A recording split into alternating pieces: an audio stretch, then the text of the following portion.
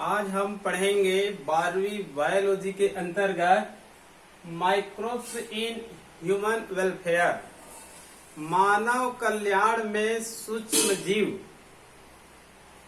ये जो माइक्रोब्स है, सूक्ष्म जीवी है, इसका नाम लेते ही हमारे मन में अचानक से कहने चाहिए कुछ रोगों का नाम आने लग जाता है। सूक्ष्म जीवी, माइक्रोब्स या माइक्रो ऑर्गेनिज्म, इनका नाम लेते ही कहना चाहिए virus, bacteria, fungi, other microbes का नाम हमारे मस्तिष्क में आने लगता है और हमको इनसे थोड़ा सा डर भी होने लगता है, क्योंकि ये माइक्रो ऑर्गेनिज्म ही कहने चाहिए विभिन्न प्रकार के रोगों को क्या करता है, उत्पन्न करता है। क्योंकि इसके पहले वाले हम लोग चैप्टर में पढ़े थे, बैक्टीरिया से होने वाले रोग, वायरस से होने वाले रोग, प्रोटोजोआ से होने वाले रोग, कवक से होने वाले रोग, अन्य सूक्ष्म जीवियों से होने वाले रोगों का अध्ययन किए थे। तो माइक्रोब्स का नाम आते ही हमारे मन में कहना चाहिए रोग उत्पन्न हो जाते हैं कि हमको इससे बच कर रहना है। क्लियर?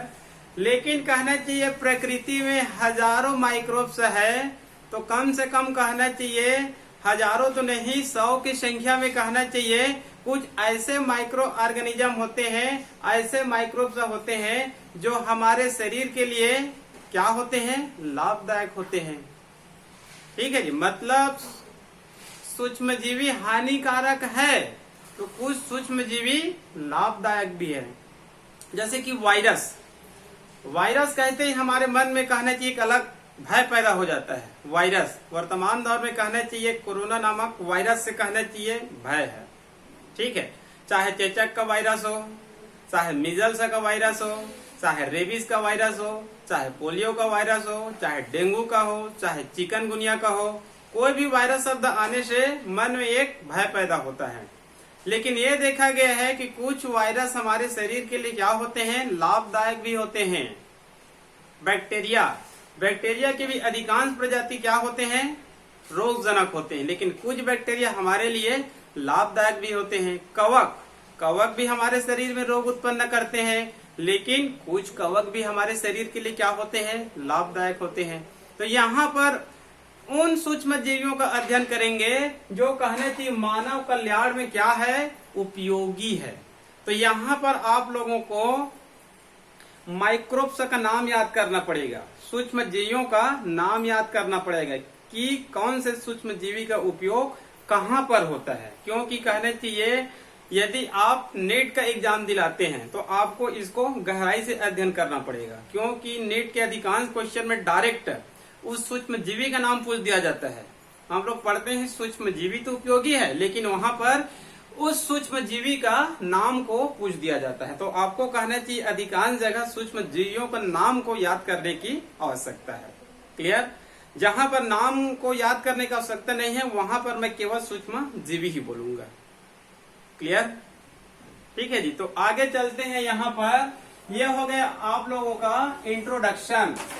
ठीक है, उसके बाद कहना चाहिए आपके जो 12वीं के सिलेबस है उसमें कहना चाहिए ये जो माइक्रोब्स है विभिन्न कहना चाहिए हमारे शरीर के लिए अनेक तरह से उपयोगी है। तो वहां पर सुविधा की दृष्टि से इसको 6 भागों में बांट दिया गया है कि कौन कौन से कहना चाहिए कहाँ कहाँ पर इनकी उपयोगिता होती है। ठीक है, तो कहना चाहिए पहले हम लोग उस 6 नाम को याद कर लेते हैं कि इन सूक्ष्म जीवियों का उपयोग हमको कहाँ कहाँ पर करना है। तो पहले 6 पॉइंट को याद कर लेते हैं। क्लियर?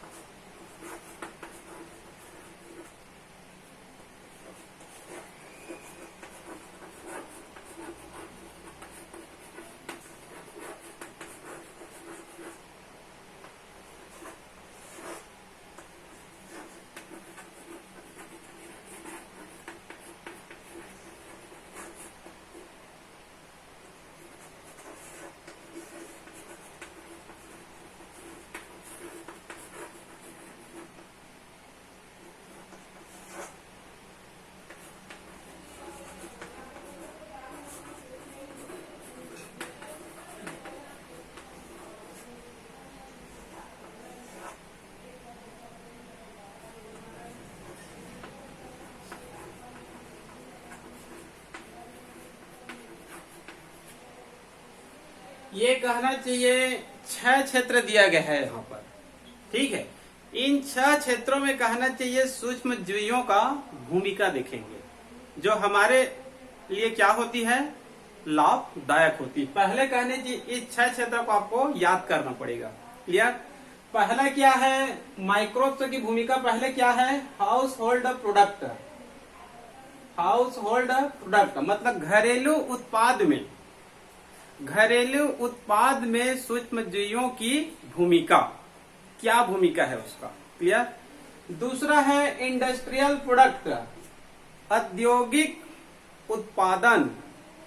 इंडस्ट्रियल प्रोडक्ट, औद्योगिक उत्पाद मतलब बहुत ज्यादा मात्रा में जब उसको उत्पादन करते हैं उसको क्या कहा जाता है, इंडस्ट्रियल प्रोडक्ट। तो इसके अंतर्गत विभिन्न प्रकार के फार्मास्यूटिकल्स इंडस्ट्री का अध्ययन करेंगे। औषधि उद्योग का, आजकल हम लोग देखते हैं प्रत्येक घर में रोगी है, प्रत्येक घर में मेडिसिन है, और हमारे देश की जनसंख्या तो 130 करोड़ से अधिक है। तो मान लो कोई भी मेडिसिन का उत्पादन करना है तो उसको इंडस्ट्री में उत्पादन किया जाएगा, क्योंकि बहुत अधिक संख्या में इसका प्रोडक्ट चाहिए। तो सेकंड क्या है, इंडस्ट्रियल प्रोडक्ट। इसके अंतर्गत विशेष रूप से किसका अध्ययन करेंगे, औषधि उद्योग, फार्मास्यूटिकल्स इंडस्ट्री का। उसके बाद है सीवेज ट्रीटमेंट, वाहित मल का उपचार। वाहित मल का उपचार, जो शहरों में कहना चाहिए गंदगियां होती है, शहरों में कहना चाहिए जो नाली होती है उसमें बहुत सारी गंदगी पाई जाती है उस पानी में, उसको कहते हैं हम लोग सीवेज। तो उस सीवेज का कहना चाहिए ट्रीटमेंट किनकी सहायता से किया जाएगा, सूक्ष्म जीवियों की सहायता से किया जाएगा। हालांकि उसमें सूक्ष्म जीवी ही पाए जाते हैं जो रोग उत्पन्न करते हैं, लेकिन सीवेज का ट्रीटमेंट भी कहना चाहिए किससे किया जाएगा, सूक्ष्म जीवियों से ही किया जाएगा। उसके बाद है एनर्जी प्रोडक्शन मतलब ऊर्जा का उत्पादन।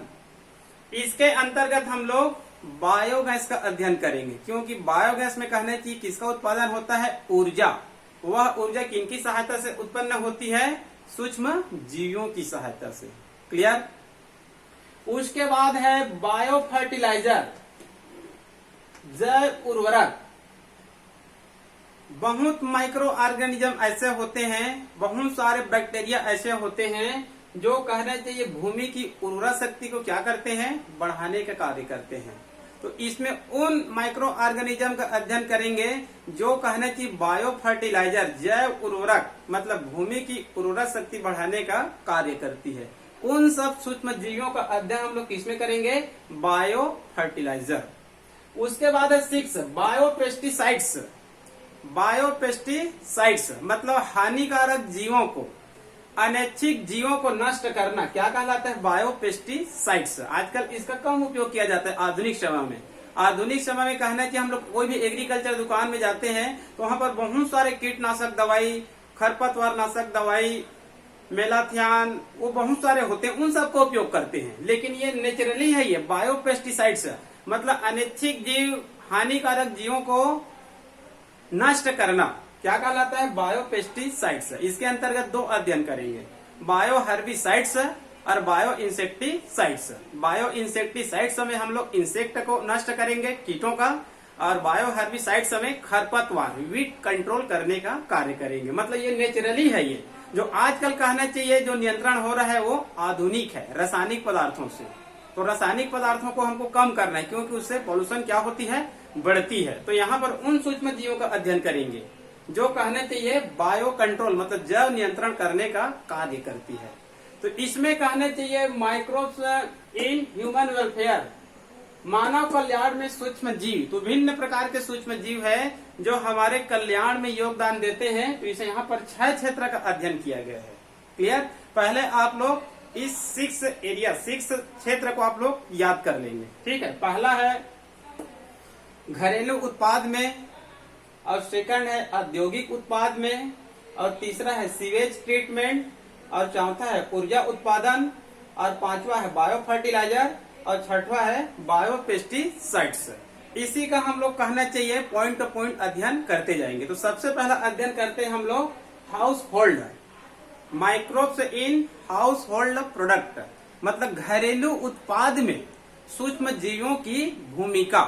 मतलब हमारे घर में ये कहाँ कहाँ पर ये उपयोगी है, कौन कौन से सूक्ष्मजीवी उपयोगी है, उसका अध्ययन करेंगे। तो सबसे पहले हम लोग अध्ययन करेंगे microbes in house hold product.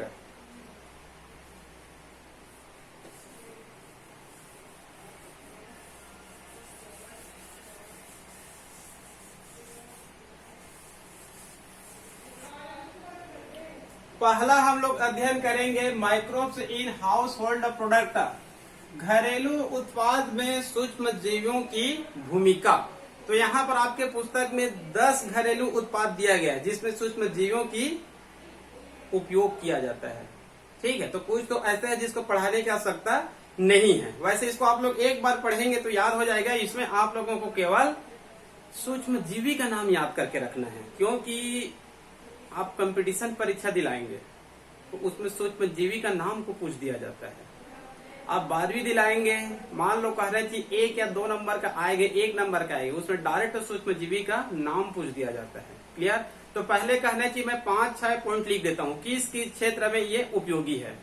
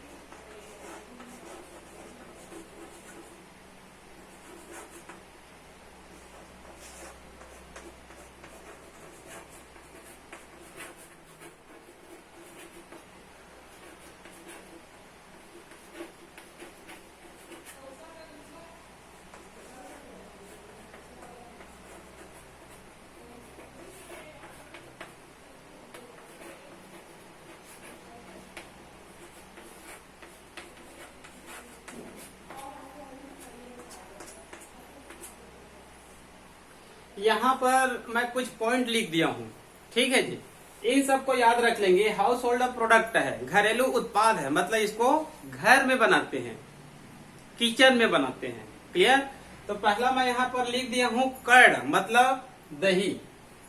Second लिख दिया हूँ पनीर, चीज। तीसरा है योगर्ट। चौथा है बटर मिल्क। पांचवा है ब्रेड। और छठवां है इडली, डोसा, उपमा। यह है फर्मेंटेड मीट, यह है फर्मेंटेड वेजिटेबल, और यह है तोड़ी। ठीक है, इसको पेय पदार्थ है, ये बस्तर में उपयोग होता है। तो ये सब क्या है? ये घरेलू उत्पाद है जिसको हम लोग सूक्ष्म जीवियों की सहायता से घर में बनाते हैं, जिसके कारण इसको हेड में दे दिए हैं, हेडलाइन में, हाउस होल्ड प्रोडक्ट, घरेलू उत्पाद में सूक्ष्म जीवियों की भूमिका। तो पहला हम लोग देखते हैं दही को। ठीक है जी, ये जो दही है, दही से तो कहना चाहिए हम लोग सभी परिचित हैं। दही से हम लोग सभी परिचित हैं। दही कहना चाहिए एक दुग्ध प्रोडक्ट है, मतलब दूध से बनने वाली एक प्रोडक्ट है। क्लियर? जैसे दूध लेते हैं, ठीक है, दूध में कहना चाहिए कुछ सूक्ष्म जीवी पाई जाती है, अनेक प्रकार के सूक्ष्म जीवी पाई जाती है। सभी को हम लोग याद नहीं कर पाएंगे, तो कम से कम 2 सूक्ष्म जीवी का नाम याद रख लेते हैं। दोनों कहना चाहिए बैक्टीरिया है। ठीक है, उसमें होता है लैक्टिक एसिड बैक्टीरिया, शॉर्टकट उसको लिख देते हैं लैक्टिक एसिड बैक्टीरिया। ठीक है, इसमें कहना चाहिए स्ट्रेप्टोकोकस लैक्टिस नामक बैक्टीरिया भी पाई जाती है। ठीक है, स्ट्रेप्टोकोकस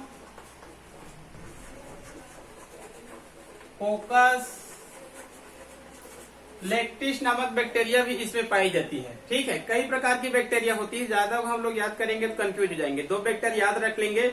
दूध में क्या होती है? लैक्टिक एसिड बैक्टीरिया, एक और क्या हो सकती है, स्ट्रेप्टोकोकस लैक्टिस। तो दूध में कहने चाहिए क्या पाई जाती है, लैक्टोज शुगर पाई जाती है। क्या पाई जाती है, लैक्टोज शुगर, मतलब लैक्टोज पाई जाती है दूध में। और दूध में ये बैक्टीरिया भी पाई जाती है। ठीक है, यदि कहने की दूध से हमको दही नहीं बनाना है मान लो, तो उस दूध को कहने की हम लोग बहुत ही कम टेम्परेचर में आधे घंटे तक क्या करते हैं, उसको गर्म करते हैं ताकि दूध खट्टा ना हो।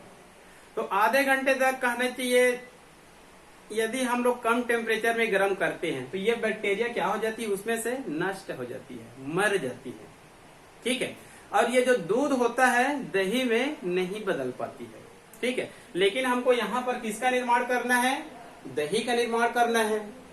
क्लियर? तो कहना चाहिए उस दूध में क्या पाई जाती है, लैक्टोज शुगर पाई जाती है। ठीक है, अब उस दूध को मान लो कहने चाहिए हम लोग गर्म नहीं किए हैं मान लो। ठीक है, तो इसमें जो बैक्टीरिया होती है, ये बैक्टीरिया कहने चाहिए इस लैक्टोज शुगर को किसमें बदल देती है, लैक्टिक एसिड में बदल देती है। किसमें बदल देती है, लैक्टिक एसिड में।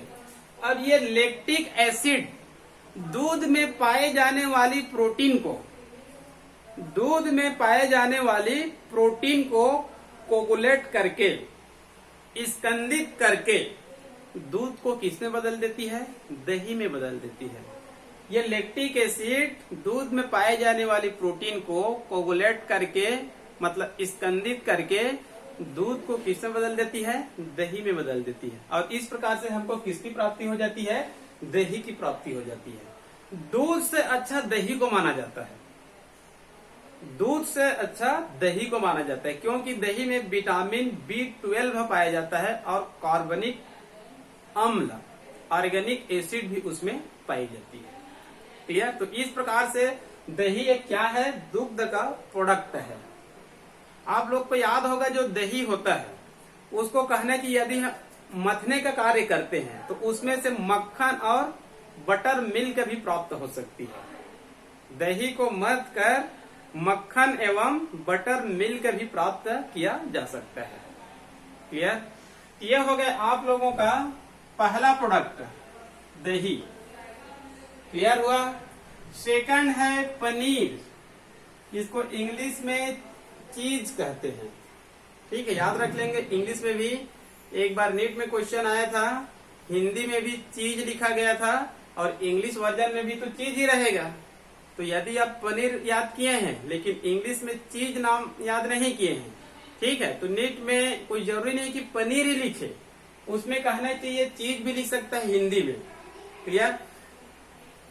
तो ये पनीर, ये चीज, ये भी कहना चाहिए दुग्ध का प्रोडक्ट है। सबसे ज्यादा मात्रा में दुग्ध का जो प्रोडक्ट होता है उसमें इसी पनीर का कहने चाहिए उपयोग किया जाता है। भारत में ही नहीं पूरे विश्व में कहने चाहिए पनीर का उपयोग ज्यादा मात्रा में किया जाता है। क्लियर? तो पनीर का निर्माण कैसे किया जाएगा, किन सूक्ष्म जीवों की सहायता से किया जाएगा, ये कहने चाहिए वास्तव में इसी का आगे भाग है। इसी का क्या है, ये आगे भाग है। तो इसमें भी आपको कहना चाहिए इन दोनों बैक्टीरिया को याद करना पड़ेगा। हालांकि पनीर कहना चाहिए 4 प्रकार का होता है। पनीर कितने प्रकार का दिया गया पुस्तक में, 4 प्रकार का।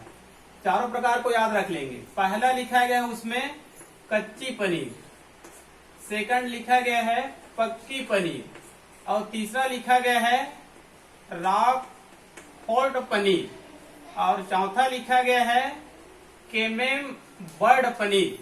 4 प्रकार का पनीर दिया गया है, उसमें से 2 का उसमें उल्लेख है, कच्ची पनीर और पक्की पनीर का।